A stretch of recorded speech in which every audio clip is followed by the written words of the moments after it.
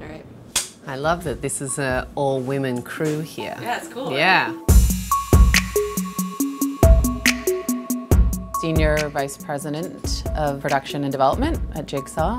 I have a project coming up this fall called Laurel Canyon. My film's about Roger Ailes, the founder of Fox News.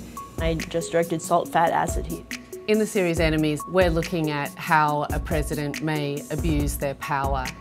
Right now, my current project is about the impeachment of President Clinton. It's as much about that as it is about what's going on politically right now.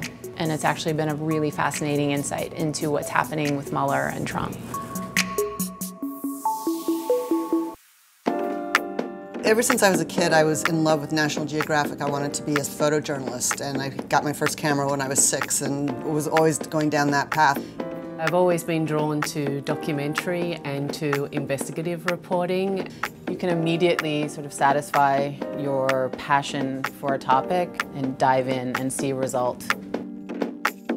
Documentaries have the ability to affect social change by getting underneath the facts. There are a sea of voices out there now, and documentarians are able to step back, analyze it, and give everyone kind of a bird's eye view of what's going on.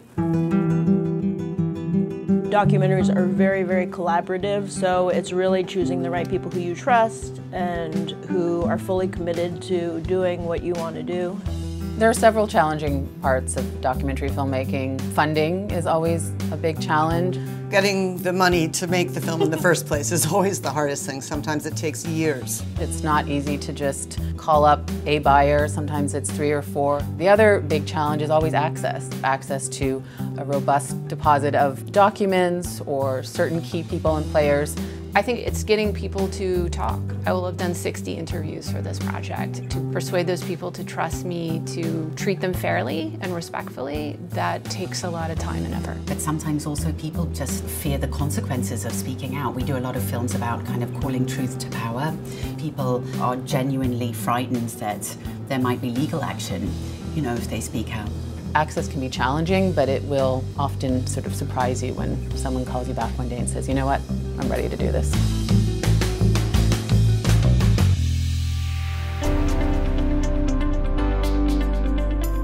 People are thirsty for truth and authenticity, and I think documentaries provide kind of a grounding for people to help guide them in a very difficult time.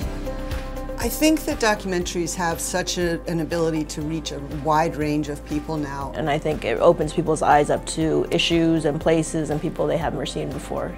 There's a combination of access, of really sophisticated filmmaking now coming from the documentary community, and of course the subjects, when it's reflecting something back about life and teaching us something about ourselves, or elevating an issue and shining a light that makes us question our surroundings, then I think that that's part of the reason. And as a result, those of us who are making documentaries have been able to experiment and push our boundaries a little bit and explore different areas and ways of storytelling that I think people are really gravitating toward now, which has really been great. I believe this is the moment for documentaries.